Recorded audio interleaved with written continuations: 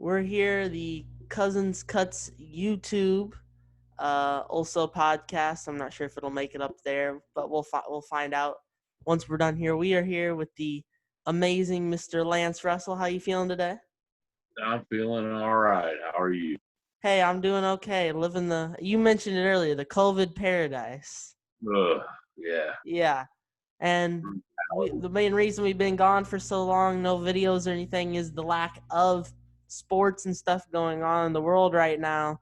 Uh, Frankly, I couldn't even muster up a podcast or YouTube about the Korean baseball league because that was just not interesting enough for our content. So I was waiting for to get some new things, NBA and stuff back.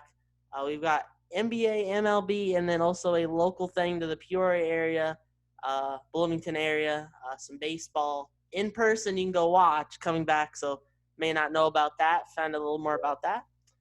Definitely excited. I know me and Lance will be hitting up at least a few of those games, as many as possible, because they're all through the month of July and August. Uh, but let's talk about that a little more. So this is kind of a collegiate league. They're all current college players. They the Cornbelters and Normal, they are actually part of a collegiate league where basically it's during the summer they play about 60 or so games, and it's current college players. Now they don't get paid, but it gives them an opportunity to further their game during the summer. So kind of in general, what's your take on them just being in the collegiate league, kind of the idea of the collegiate league? What do you think about that? Well, at first I was a little bit like, oh man, that's, if they're not getting paid, that's kind of, you know, not really fair. But thinking about it a little more, I kind of softened my stance, really changed a little bit because, the guys want to play, first of all. They're playing Mm-hmm. for the love of the game. We would go out and play anytime Mm. we could. But then they're also getting a chance to continue their careers, and possibly if they do well enough, who knows, they could hook on and move up Mm-hmm. and get paid. But and you had brought to my attention that they are getting some benefits from it, like Right. lodging and food, things like Yeah. that. And I know in the past, when Peoria had indoor football here with the Peoria Pirates and the Mm-hmm. Rough, they did get paid a very small amount per game, but the big thing is that the organization helped them get jobs with Yes. sponsors, and so if these kids can, have a job but have their lodging and food stipends and everything, then they can play and save a little money too. And I can't wait to go and see some kind of sports because Yeah, no, most definitely. And this is what if obviously COVID wasn't happening, they would play more of a full season with all these collegiate players. I've actually had the opportunity, not in Bloomington, but to go see one of these games. I'm not sure if it's the same league or not, but they take them from all over the country, college players of all different levels. And it's a good mix because you've got players from mid-major, you've got kids from major colleges, and they may not be the top talent, guys that are going in the first round of the MLB draft.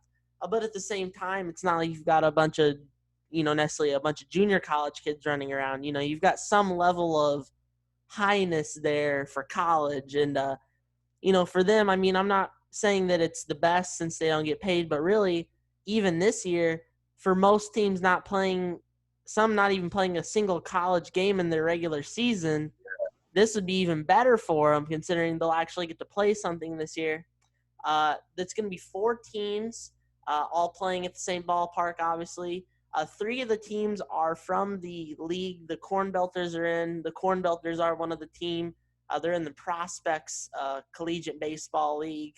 And then one team is kind of a mashup of local Peoria, Bloomington area college baseball players, maybe not higher level, but it's kind of a mashup team.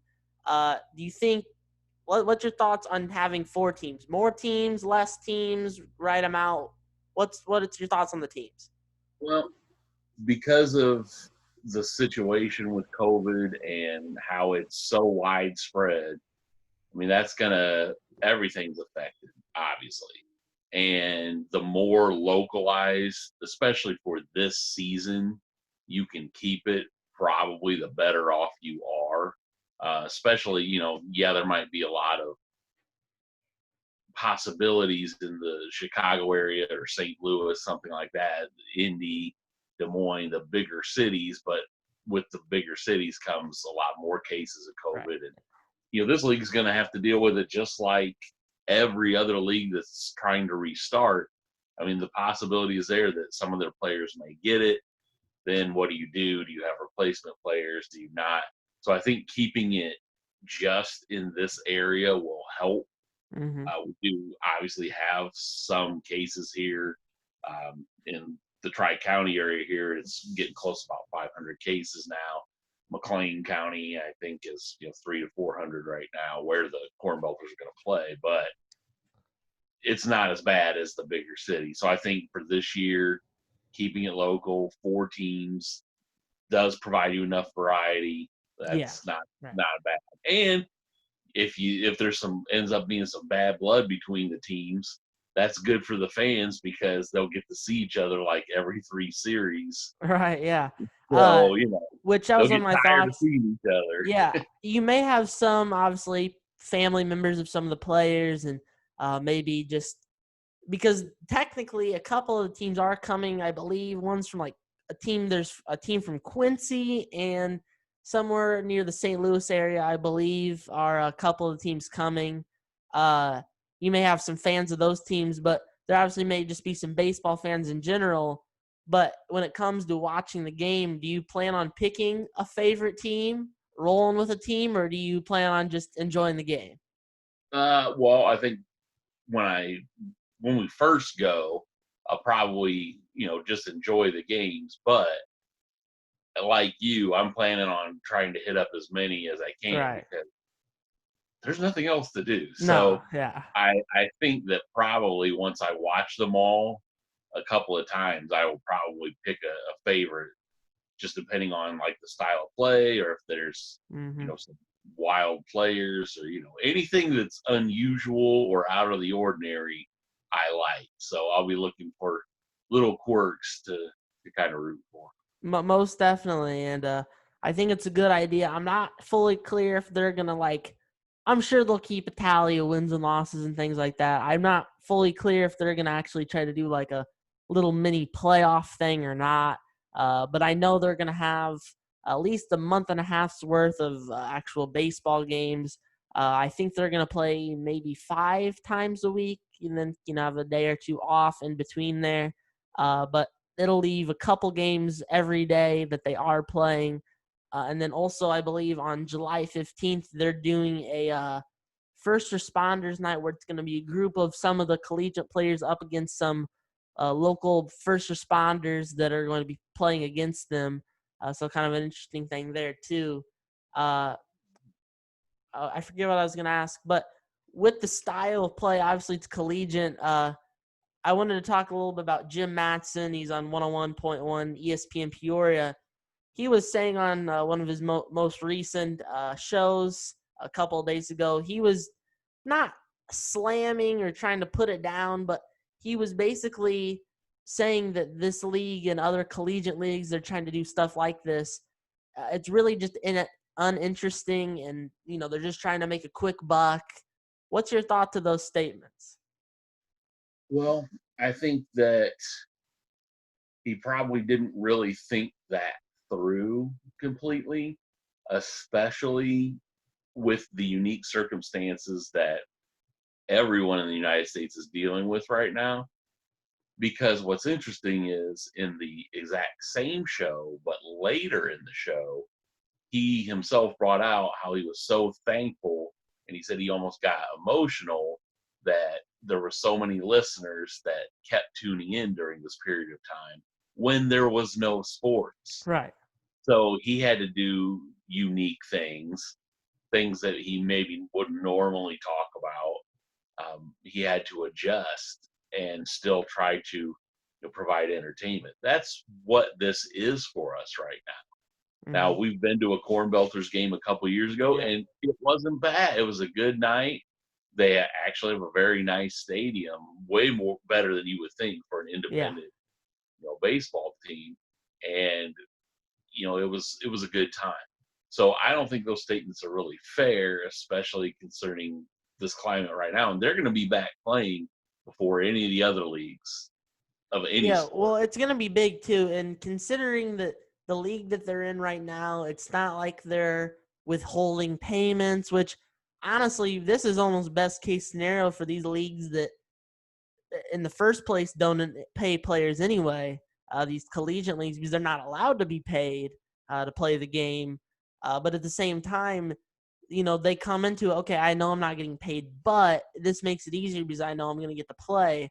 And I'm sure Jim didn't think it through, completely, like you mentioned. I know he's not really against it, but at the same time, they kind of make that statement as, oh, they're just trying to sell some beers and stuff.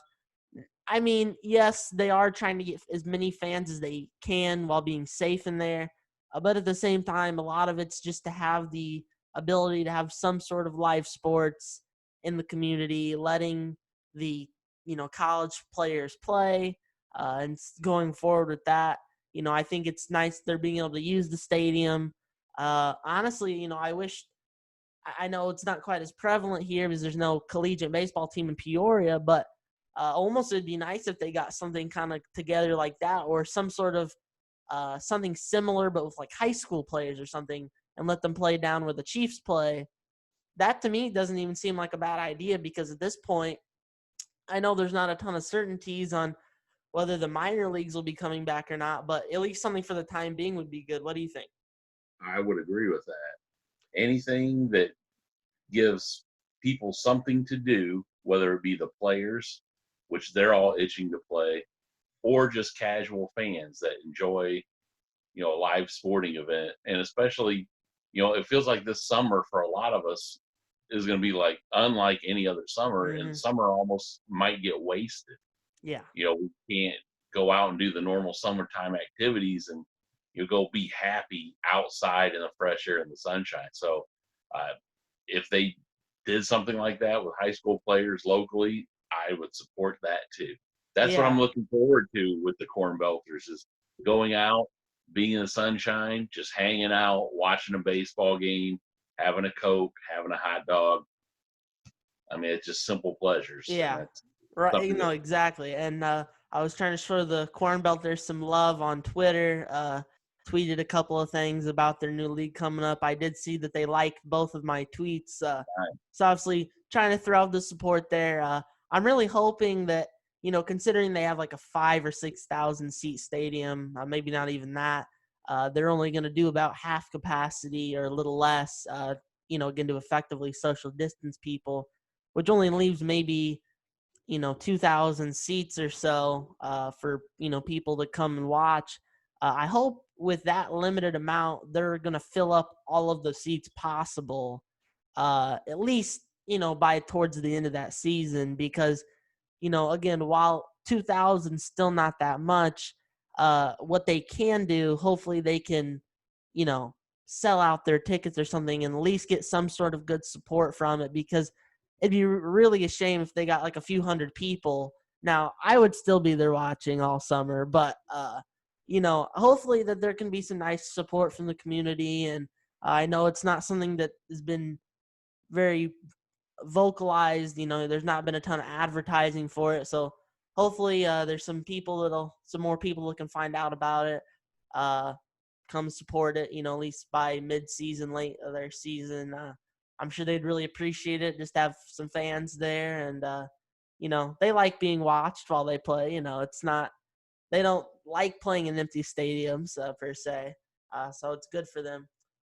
This is kind of on the fly because you brought up my attention about indoor football. Now, I know we weren't going to originally necessarily talk about this, but something I learned a few months back, or not months, a few weeks back, is that Bloomington actually got a new indoor football team of their own. I know we talked about it a little bit. They're called the Midway Marauders. which is a super tight name. I like that. They moved from Chicago. Now, I love indoor football. I know you do as well. Do you think that since Bloomington's been able to now get kind of a newer football franchise, you think this might ever lead to something for Peoria indoor football? Boy, you would really think so. I'm not optimistic because it's been so long at this point, but the market is here. Yeah. The I was there when the Peoria Pirates originally started, and I remember the first season, and there were games that, I mean, they were close to selling out. With the setup for indoor football and for hockey, Car Arena holds about 9,000, and literally there were people all the way to the top, and it was a great time. And then the team was badly mismanaged through the years, to where at the end there was just a few hundred people left. But maybe at some point in time it would come back. It would certainly make it easier to have, a travel partner possibly with Bloomington. We'll see. Part of the thing is that, again, if you're just watching now, we're switching gears to indoor football. I know it's not a big sport, but we went to that last game of the Pirates, and if I remember correctly, I'm pretty sure the whole place was packed. I'm pretty sure, unless I'm forgetting that. I don't know. The last Peoria Pirates game. There was a lot of people there. Yeah, I knew there was a lot of people there. Now, I know things like minor league hockey and stuff has obviously declined in popularity, but still, even here in Peoria, the very lowly Rivermen still draw 3,000-4,000 a game, which compared to Bloomington indoor football or hockey, which has in most recent years been drawing maybe 1,000, 2,000 people to their games. It almost seems like the market would be better here in Peoria, but for some reason, Bloomington continues to get the indoor football team. Why do you think that is? Well, I would say a big factor is the owner, at least the owner of the Edge, and I'm not sure if he's owning the new team. No, it's actually not. It's a completely separate group. A little backstory for the Edge and the Marauders.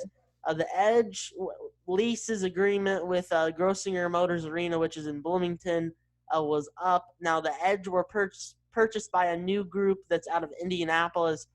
But this team from Chicago, they were looking to relocate to a better arena, and they were able to agree to a contract to use the arena first before the Edge. So this is a completely different group, completely different league.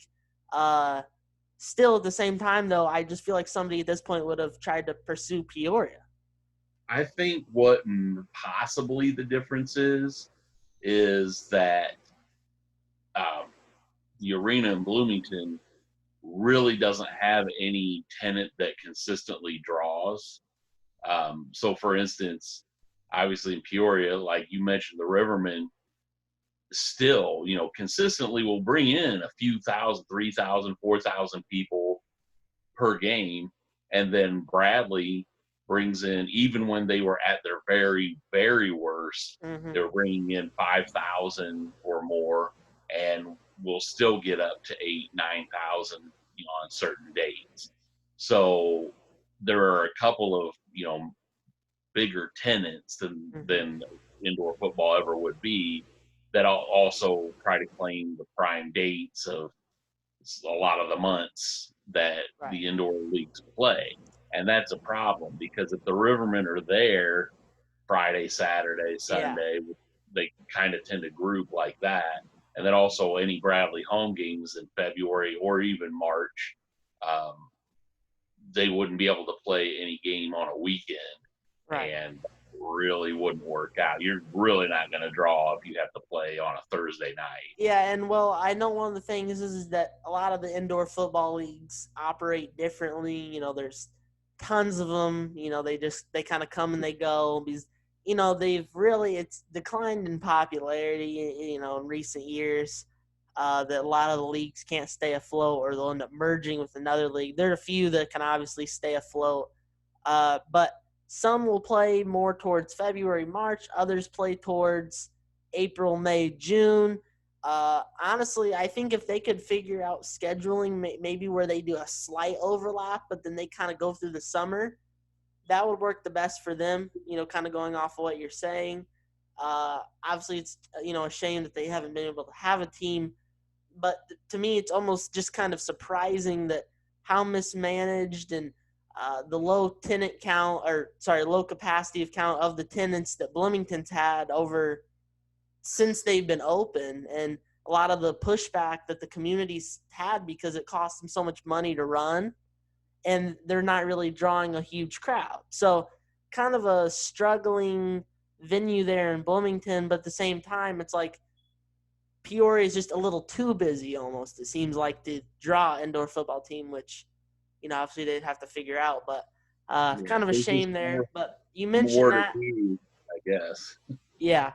You mentioned it. It kind of threw my mind back to the indoor football league, which also something I also saw recently is that the Arena Football League folded their league, which is a sad day for it. I know they're having some financial issues. Does that just kind of sign of the times for minor league sports and stuff, you think? I think it is. I mean, obviously, it all comes down to money, and everything costs money. Players always want more money or need more money to do what they do. The cost of insurance for the players has to be really high. Mm-hmm. Obviously, the more they learn about the science of football injuries as a whole, in my opinion, just football in general may not really stick around for too many more years. Maybe 10, 20 years. I can't see football really being around that long because it does take the toll on people's brain, the CTE and things like that. So when you start really thinking about it, and even from a player aspect, maybe when you start thinking about, I'm going out here and I'm getting $200 a game to potentially ruin the rest of my life, not being able to think or talk or remember everything, or possibly even die early, it doesn't really make sense for them financially. So for them to want to keep doing something that dangerous, they may want to, get paid more and have better insurance. And then, obviously that cost goes to the group that's running the team. And if you're not selling enough tickets, nobody's in business to lose money. So yeah, it's a really a sign of the times. I mean, I know it varies what area you go to, but even minor league hockey and stuff is obviously on somewhat of a decline. I know minor league baseball, especially kind of the middle upper leagues of minor league baseball, for the most part, do okay because obviously minor leagues are very expansive and widely spread out, so they're kind of okay. But obviously, it takes a lot of money to even run these smaller groups, and it really shows kind of the direction that non-professional sports are going. This will lead us into the professional sports. Let's talk about the MLB. We hit on obviously the Cornbelters a little bit, but switching gears, the MLB, they failed at this point to come to an agreement on getting the season going. The NBA, potentially the NHL, MLS have all come to somewhat of an agreement or have some sort of plan laid out, but the MLB continues to fail to come to an agreement. What are your thoughts on the battle between the players and the organizations and the owners? Well, I think both sides could be argued, but in this instance, to me, the owners are, it's being really, really unfair because they had agreed back months ago with the players that they weren't going to do anything other than prorate their salary. So they would get paid the exact same amount per game that they would have gotten paid. Just, if they play less games, then obviously it would add up less. But if you're supposed to make $1 million per game, which obviously that's nobody gets paid that much, but if you are and you play less games, then you just play less games. That's what the owners agreed to, and now they're trying to go back and so because they're not going to be able to get the revenue from the fans of that, and they want to now ask the players to do their job for pennies on the dollar of what they had agreed to pay them. And that's not how business works. Like if I was Right. working at McDonald's and I agreed to work for $10 an hour, and then all of a sudden COVID hits and sales are down, you don't get to come back and say, well, okay, we want you to come in for $5 an hour and do the same Right. job. So, and that's what the owners are asking. And what the owners are saying is they don't want to have to absorb the losses. The problem I have with that is that the owners aren't sharing the profits No. every other season. When No. somebody agrees to play for $4 million for the season and the owner banks 500 million, he's not chipping off some of that extra 500 million because they did so well. Right. They're keeping it all for themselves.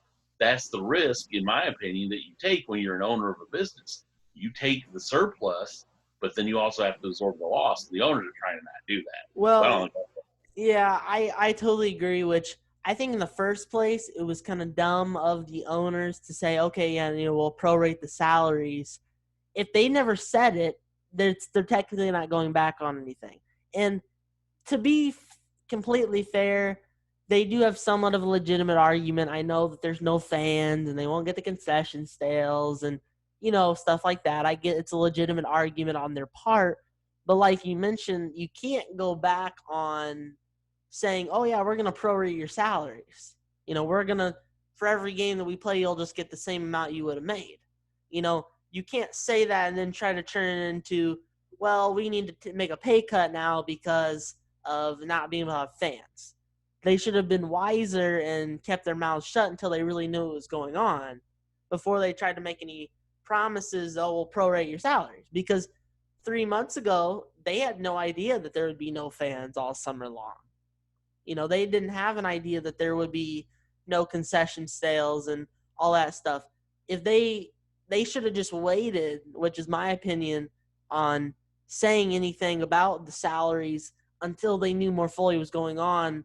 Say maybe a few weeks ago, they could have said, "Okay, this is what we're thinking," instead of months ago acting like, "Oh yeah, we're going to prorate your salaries," and then have this big battle. Now, turning the tables, I think for the players, obviously they should get what they agreed to make, but at the same time, uh, I mentioned I was actually called into Jim Matson and talked about this. Peoria native Zach McAllister mentioned that a lot of the players, even the ones that don't make a lot of money, making maybe $1 million contract a year, they're just itching to get back on the field, prorated or not. And I think it's a little unfair for some of these big shots, basically Mike Trout and these other players getting paid tens of millions of dollars a year, to kind of be the ones to hold it up. Because as McAllister mentioned, a player that's on a minor league contract making, bare minimum compared to Mike Trout, they're just itching to get back on the field no matter really how much they make. So what are your thoughts on that? I mean, do you think that it's kind of unfair that these big shot players are kind of holding up these guys that really do want to play, or do you think it all just kind of is one? I mean, what's your thought on I don't. I tend to more think it's kind of every man for himself type of a thing, because especially the way that the owners have proposed the sliding scale, the more you made, like the bigger star you are, and the better you are, the more that you do to help that owner make money, the bigger pay cut they want those players to take. And wasn't just a flat amount per player, like each player would lose 20% of their prorated. They had it staggered where, like in the example of Mike Trout, instead of making $36 million for the season, he was going to make $6 million. So he's only going to make about 17% of what he originally was going to make, where just somebody on the minimum contract for a major league team was going to make about 50% of what they already made. So from his standpoint, he's got to be sitting there saying, well, why is this guy who's just basically a roster filler, the 25th man, or a specialty reliever that may come in and face one batter, Mm-hmm. why is this guy making 50% of what they feel he's worth? And I do everything for this team. I sell the tickets, I sell the jerseys, I promote my team, and I'm only making 17%. Yeah. How's that add up? And Right, it does. and I agree, and I think that they could have gone better about it, where they could have said, I'm not saying they should do a scale of how much you should take a pay cut. Now, I think that they should have maybe broadened it more, obviously trying to help the players that don't make as much keep as much money as possible, because really in the end they're not making a whole lot, but again, that's their livelihood, and since they're not making a whole lot to begin with, you can't take too much out, otherwise it's going to be burdensome on them. So I understand they're trying to help them out, but at the same time, you've got to keep the guys that are your biggest assets. Your, as you mentioned, jersey sellers, your TV views and all that. You got to keep those guys around. So really, you need to favor them a little more while trying to also help out those players that maybe make less money.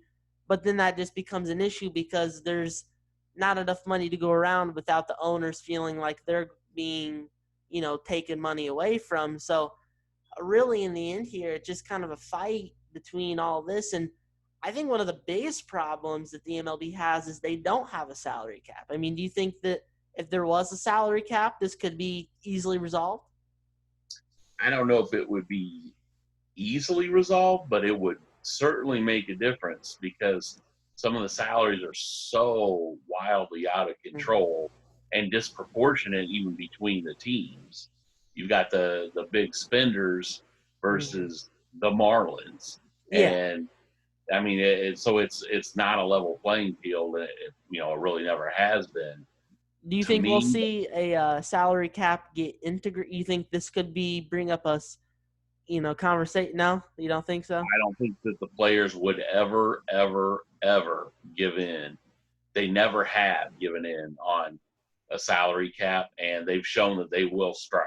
Well, And here's the problem with baseball. Baseball has obviously, as a major sport, has seen popularity decline. I mean, it's between, people thinking the games are too long and this and that and the other thing.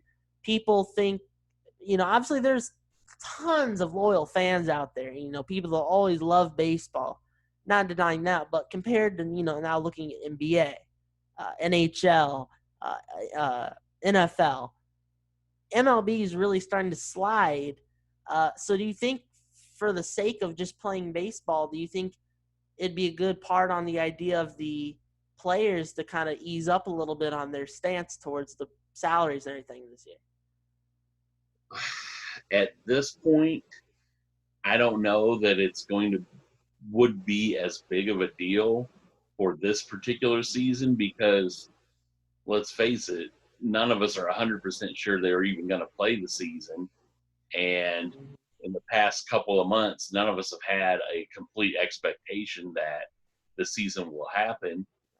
And if they do play it, you certainly can't pack the stadiums. No. So the game day experience is going to be gone for everybody. Mm-hmm. And so, with all of that being said, I don't know that it's as crucial for the players um, because if everything goes back to normal next year, I mean, the players will still make the money they were making this year, or more, or however it works with their contracts. But to me, the whole bottom line of the whole issue is it's completely up to the owners. If they are claiming that they're going to lose money left and right, hand over fist, for all of these games that they're trying to play for the remainder of the year, they have it in their power to cancel the season. Mm-hmm. If they don't want to take the loss, cancel the season and start back up next year when everything returns to normal. It's real simple. But what they want to do is play the season and try to take the money back from the players so they still make money. Yeah. That's what they, Right, and it's just it's an ongoing struggle. The no salary cap and things like that obviously continue to hurt the MLB. Uh, do you think, say they did cancel the season, do you think maybe in a way starting spring training early next year and then almost like having an extended season next year, but beyond 162, you think that'd be a good idea, or just try to just start fresh like normal? I think they should start fresh like normal. And if anything, I think the season's too long to keep people's interests Mm, already. I don't think that they could really start the season earlier logistically because since most places are playing outdoors, it's just too cold. I mean, there's already yeah. games that have to get postponed every year in Milwaukee. Well, not Milwaukee anymore, but Chicago Yeah. and Colorado and Mm. places like that where it will snow Yeah. or it will just be too cold to play. And if you're playing earlier, you're just going to have so many cancellations or have to have like the Cubs and the Rockies go on the road for a month Yeah. straight. I just heard some rumblings about extending the season even further, which personally, I Oh, mean, 162 just seems a little long to me. I know baseball is a sport that, compared to NBA and NFL and stuff, they can play 6 days in a row or 7 days in a row or something like that, just because they can get benched or whatever, and it's not necessarily as physically tolling as some other sports. But at the same time, you want that excitement of not having a whole long season and then, oh, right at the end, once everybody's interest is gone, now have the postseason come back.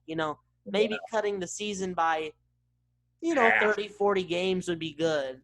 I the think that they more. could play a little 100 games or so. I think that would still, get them the amount of time that they want, give the, teams enough time to have home games and stuff like that. But at the same time, have enough interest where you're not just playing games that don't really mean a whole lot. That's my thought. Yeah, from an interest standpoint, I think if they played like honestly like an 80 game season, 82 game season, it would be the interest would be much higher because no matter who you are, if you get on a hot streak in the first month of play, even if you're the Marlins or a bottom dweller, you're going to be like in the playoff chase come the last 30 games because you're so close to that. So Mm-hmm. you're going to have fans of way more teams interested. So if it's just from the interest standpoint, and when there's less opportunity, it's all supply and demand, basic economics. The less games there are, but then they're going to fill up more with fans. The Right. more times that are available to go, you'll have fans that, oh, when there's a game on a Monday night and it starts at 6 o'clock and my kids have school and they're normally in bed at 8, they're not gonna go, in April or Right. May in Chicago. And you'll see that like a lot of weekday games during the week, things like that, aren't the sellouts. But No. when you get later in the summer, when the weather is nice and warm, and you have like a weekend homestay on Friday, Saturday, Sunday, that's where the big crowds are. So if Mm-hmm. you did something like shorten the season by to 100 games or 80 games, you could honestly make it where you could keep the season close to the same length, even maybe, or shorten it by a month, but play the majority of your games on the Friday, Saturday, Sunday, Exactly. and Yeah. just get all your sellouts, but take away the more lightly attended games. The flip side of everything is it's all revenue that the owners Mm-hmm. wouldn't get from the ticket sales and Right. the concessions Yeah. and the parking, and Exactly. that's why they won't do it. But as a casual fan, I'm a Cubs fan. I've been a lifelong Cubs fan. I try to Oh yeah. catch most games on. I used to listen or watch every single game. Uh huh. I try to hit the majority of them now, at least parts of them. But like the season is so long, Mm-hmm. like you're excited for the first week or two when the season starts, and then May and June in July. It can Yeah. kind of drag, and everything's just kind of middling. Even if Yeah. your team is good, it's just kind of goes on, and it doesn't really get intense until the last 30 games or so. Right. Exactly. I agree. Uh, let's move on now. Switch gears to the NBA. This is one of the couple of leagues that's been able to make some big progress towards getting a season re-going. Now, obviously, they had their season cut short, so it's not like they're trying to get started here. They're just trying to finish it out, but in a little more of a creative way. Now, even casual sports fans of the NBA, I'm sure, have at least heard something of, or about this in some way. But basically, kind of the basics, you don't know a whole lot about it. They're going to play in the hub city at Disney World in Orlando. Uh, they have the ESPN Worldwide of Sports there, which have multiple, courts, facilities, complex. It's a huge complex if you've never been there or never seen it. They've got dozens of on-site hotels that are, nice hotels, and then also just gives them opportunity to, have stuff around. They've got golf courses there and stuff to give the players the extra little entertainment. But with this season, they're bringing back that little short regular season at the beginning, and then kind of basically the expanded playoff. What's your thought on how they're going to do this with the whole regular season and everything? Start the season back up. I like it. I mean, they were what about 65, 66 games most teams into an 82 game season. Mm-hmm.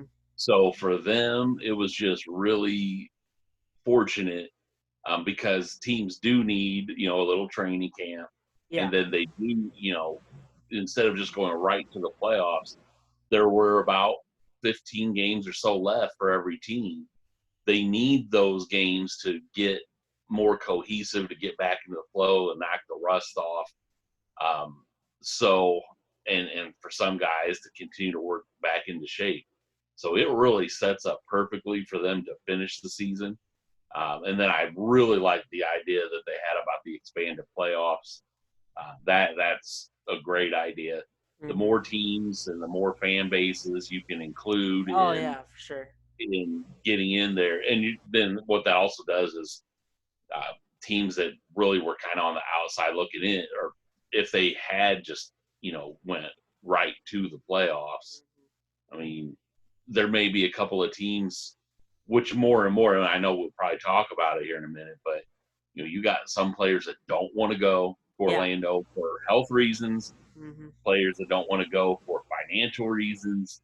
So you may have some teams that you thought were in a good position.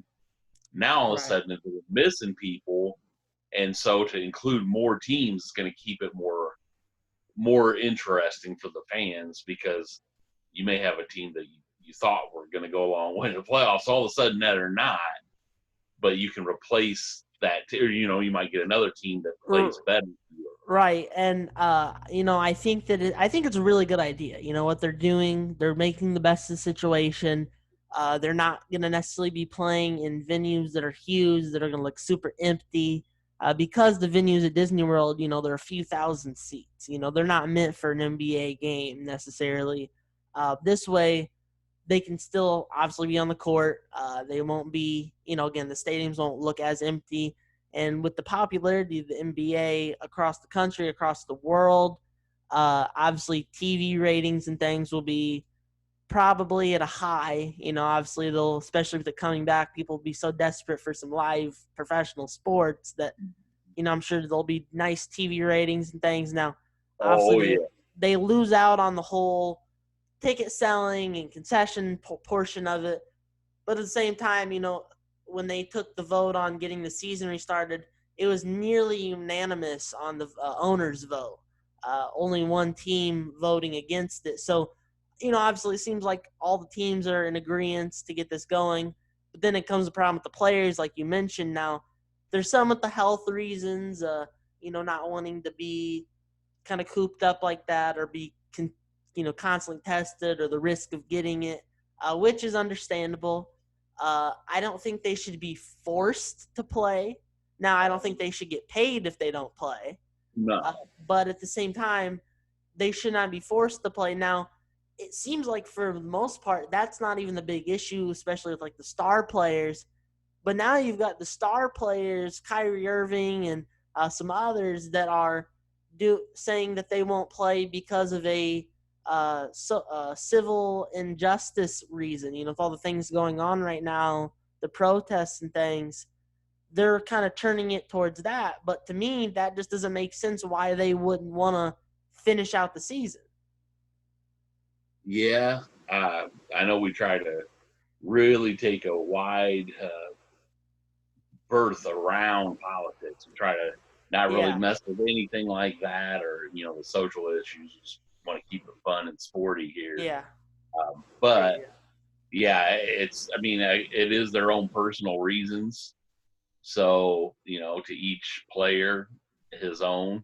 I mean, if they don't want to play, if they feel like somehow that's going to make a difference, then I don't begrudge them that, because there are, racial and social injustices going on in the United States and other countries too.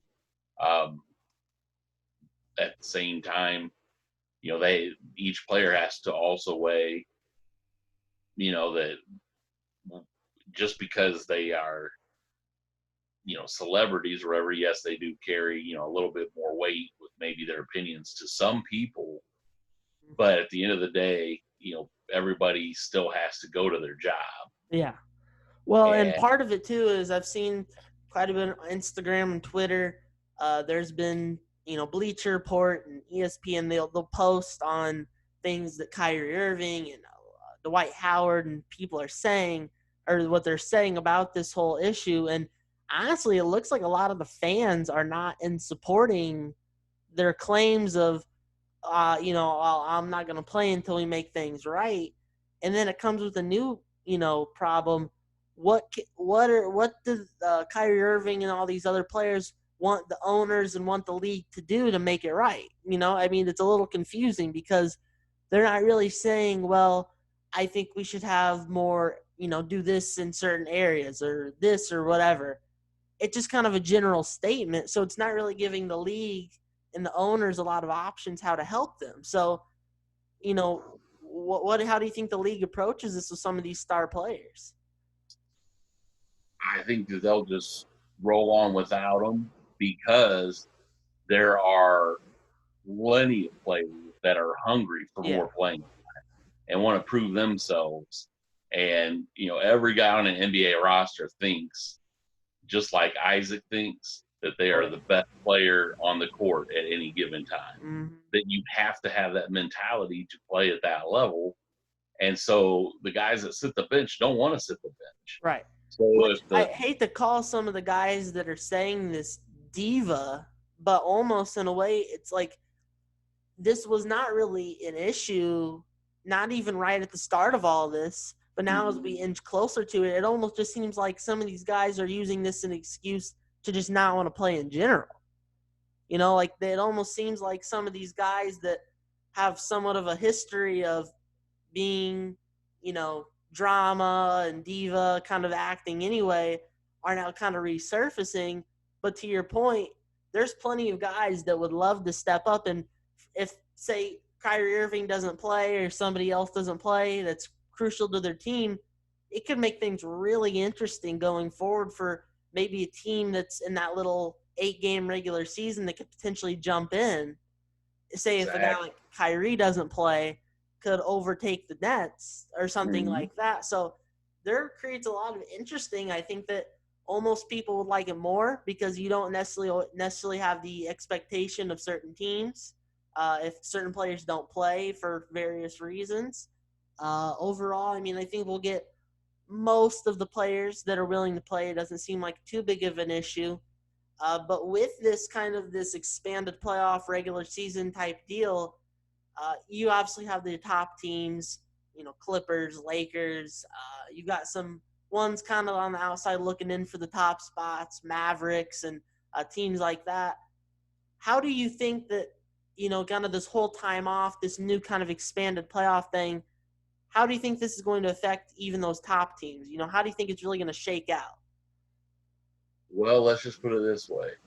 We obviously don't endorse sports gambling on Cousins Cuts, but if somebody was a gambler, they would probably be really smart to stay way away from trying to figure out how this Mm-hmm. is going to shake out, because there's nobody No. that can really know what kind of shape that the players are going to be in. Right. And Nobody's going to know how cohesive the team is. mm-hmm.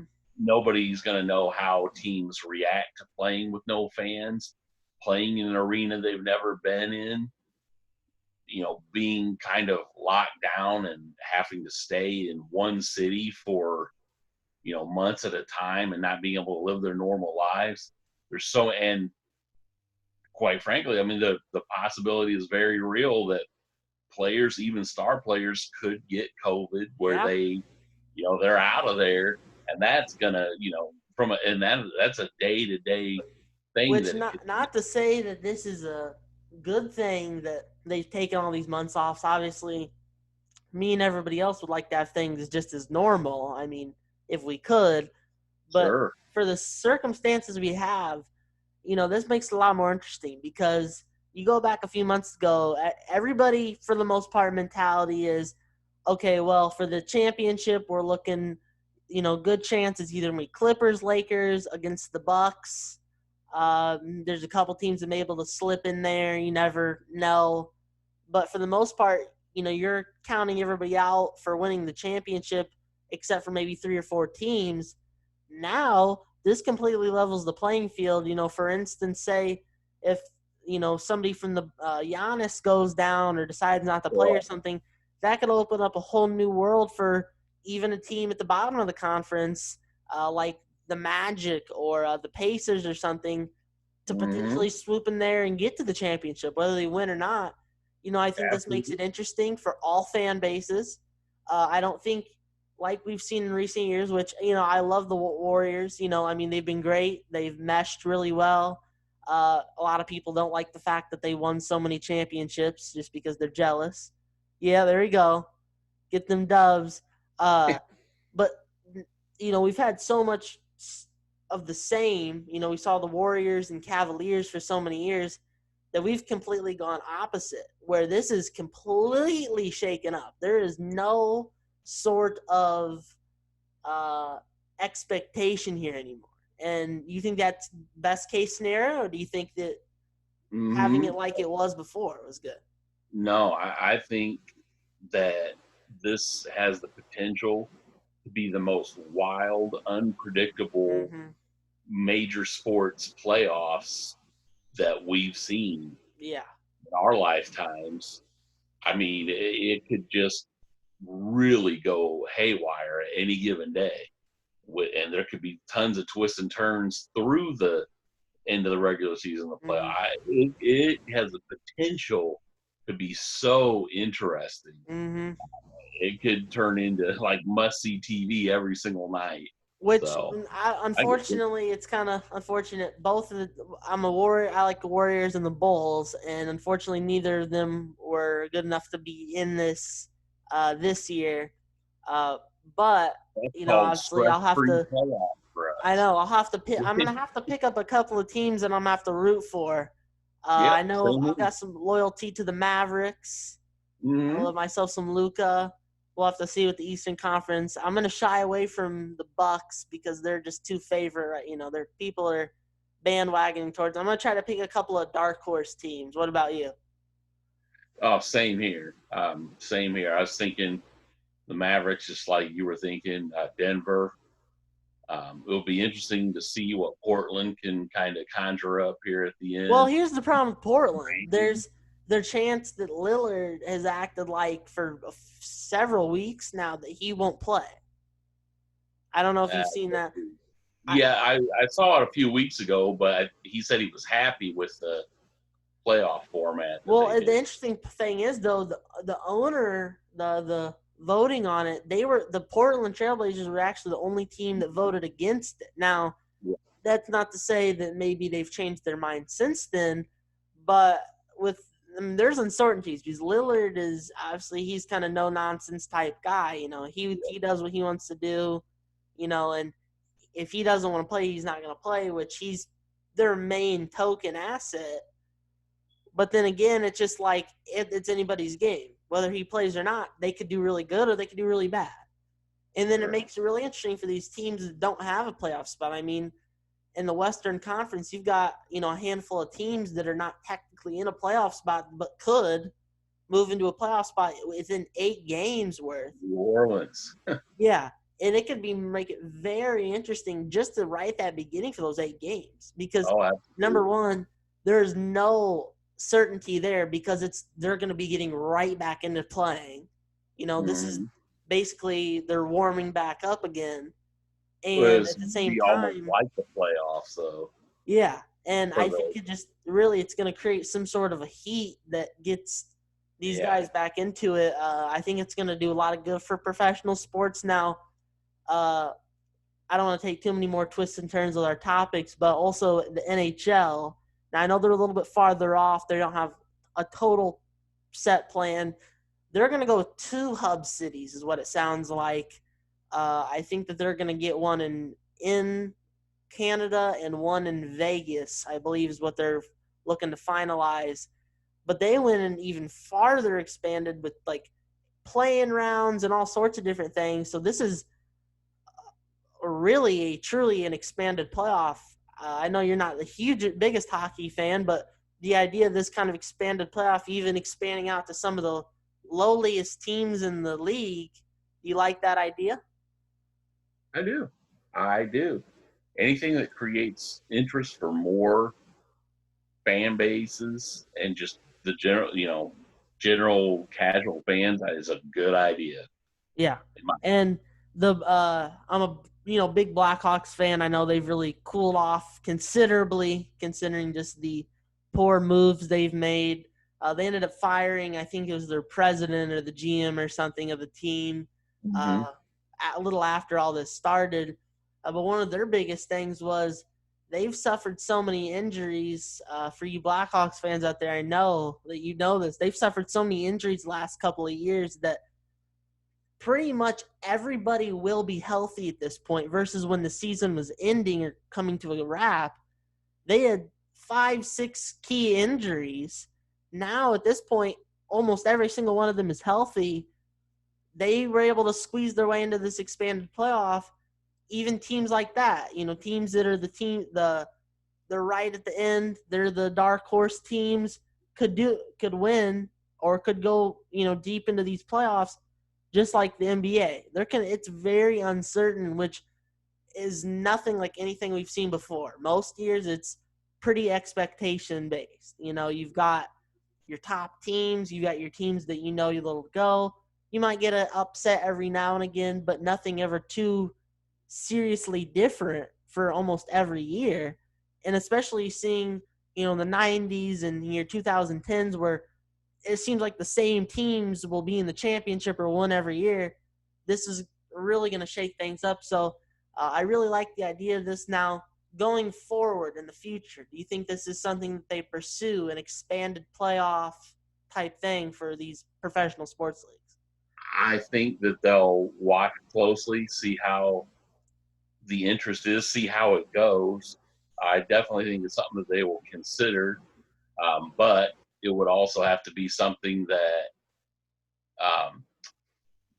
they're doing it now, but then the players' associations of these leagues if they expand the playoffs, are probably going to demand, more compensation or something like that. Although, I mean, if it's a set percentage on playoff pay, then that would only help more players. So I don't know all the economics of how that would be, or also, how that would work with like TV rights and putting more games on, but so that's all things that they would work out. But I don't really see too many drawbacks other than if you had eventually got to a system where every single team was in it, then it makes the regular season completely meaningless. Yes. Right. So, there's got to be some balance there. Right. And I think that's something they'll have to figure out in the future. But right now, we have what we have, and they'll They're obviously trying to just work on the current situation of these leagues. Mhm. Obviously, it's been an uphill battle for some of these. Obviously, they're getting to where everything's pretty much for the most part finalized. Again, we're a little over a month away from getting back into this. I'm sure that we'll start to see maybe in a few weeks ESPN and all these networks resurfacing as far as content goes on NBA and NHL and stuff like that. One last thing, again, I apologize for taking so long on this whole thing. We've covered an array of different topics here. One thing I forgot to mention, ask you earlier, was about high school sports, in particular high school football. They've obviously had to really shift summer workouts, and a lot of it varies by state. But obviously, high school football's always been a fall sport. Friday night lights through September, October. What do you think the future is of high school football, at least for this coming year? That's a good question. I think it seems like that everybody's planning to play, but I don't know. I don't know how risky that is because clearly, if everything's supposed to be, you're social distancing from people, you don't know or people that are outside of your family, and then you're going to go have full contact where Yeah. there's no way that you're not having Well, spit and blood and everything yeah. else transferring. I don't know. Well, I the thing is I know they're just itching just to get back into their workouts, and I know they've been able to make some progression. I've watched several news clips and things with Peoria High coach Tim Thornton, great coach. They've done so many great things. He's really kept that football program afloat. I know that you know that. He's probably one of the best high school coaches in the area, at least in the past decade. He's been excited to get his guys back on the field, but I don't think he's said this, but almost in the mind of him and some of these other coaches, I think that they would almost rather, which this was an idea proposed, I believe, to move it to the spring. Now, I know it wouldn't quite be the little bit of the same, but at the same time, high school sports are so flexible. As long as you fit it within the year, you could go, early spring into the right at the end of the year. There's a better potential to have fans. You less worry about the contact portion of it. So, what do you think about the idea of having certain sports, the popular sports, come back for the spring? don't see any problem with flipping that schedule. Um, I really don't. Other than people feel like traditionally, football is a cold weather sport, things like that. Mm-hmm. But the way that the game has changed over the years, Yeah. there's a lot more teams, even at high school levels, that like to throw the ball a lot. Mm-hmm.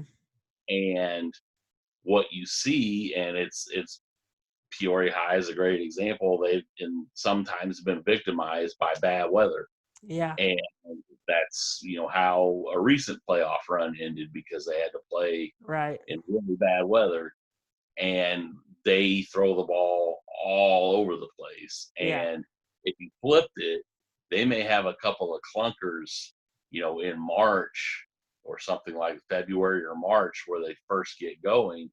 But then by the end of the season and the playoffs, when everybody's Mm-hmm. supposed to be playing their best, you're going to be looking at playing in May or Yeah. even June, and the weather's going to be really nice. It'll be nice and warm. You're not going to have the cold rain. You're not going to have Right. the ice, snow. Which partially to me is I've been kind of trying to cover or look up some of the things since we've not been able to do anything thing with the podcasts on the YouTube about some of these new high school football coaches. They've taken over new jobs locally here.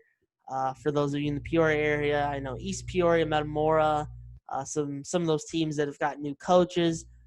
Really, they've not really come out and said anything obviously yet, but to me it almost seemed like they would want to say, okay, let's do it in the spring because whether we're outside practicing or not, we're going to be able to work with our teams more over the winter when it comes to the plays and the basics of the game, things like that they couldn't do right now because of the restrictions applied. To me, it almost seems like a smarter idea, especially for these teams trying to rebound. And really, I think it's going to level the playing field a lot. What's your thought on that? I think it would, yeah, and I think overall the quality of play, for just the reasons you mentioned, would be much improved. Mm-hmm. Letting kids have more time to. Yeah, because you've got teams that are East Peoria. I've got plenty of room to talk about them here. Going 0-9, 1-8. Obviously terrible seasons with a new coach now. I mean, wouldn't see anything the less, especially being with these restricted practices and things. I think it would be level the playing field for even the struggling teams. It would allow for more time to, get acclimated to the team, to the players, to practicing, to the weight room and stuff. Now, I'm not saying that they should go as a spring sport all the time. I'm not saying that should be the case. But at the same time, with the current situation, they may say they did go with it this fall. There would be a good chance there'd be no fans, which is a big portion of high school football games. Plus, Oh, they yeah. may only have a few weeks of regular practicing. So, overall, high school sports obviously are a big thing for most schools. I think it'd be better if they moved it to the spring. That's just my opinion. I forgot to bring it up earlier. We're talking about high school and college. Just another idea that kind of popped in my mind. But again, we thank you very much, Lance, for joining us today. The Big No problem. Tasty. You can catch him periodically on 101.1 ESPN making some call-ins. So always listen for him. Hopefully I didn't make a big identity reveal here. Oh no. Oops. Might have to discard this tape. No, just kidding. We talked really good here, so make sure check back. Well, hopefully, as we get more information in the coming weeks and stuff, we can get some more info, obviously, on baseball, NBA, and stuff. And one thing I'm hoping to do is to get some footage from the Cornbelters collegiate league this summer. Maybe take a phone or something and maybe record some stuff of the games just to kind of get a little inside look at it. We'll just see what we can do while we're there and try to enjoy the games. Make sure you check that out too. I know if you look up their website, there's some more info on that. But other than that, we'll just kind of have to wait and see how things happen. And also, Isaac could not join us today, but sooner than later, he'll be back. He's got some thoughts on the NBA right now. Definitely some spicy takes, so get ready for that too. But that's going to wrap it up here for you YouTube viewers. Make sure you subscribe because we want subscribers. Isaac thinks that he can make a career off YouTube through this. So make Isaac's dream come true. Instead of seeing him homeless on the street, give him a few subscribers so he can make his dream possible. But that's going to wrap it up here. Thanks again, Lance, and we will be back soon. Make sure to check back.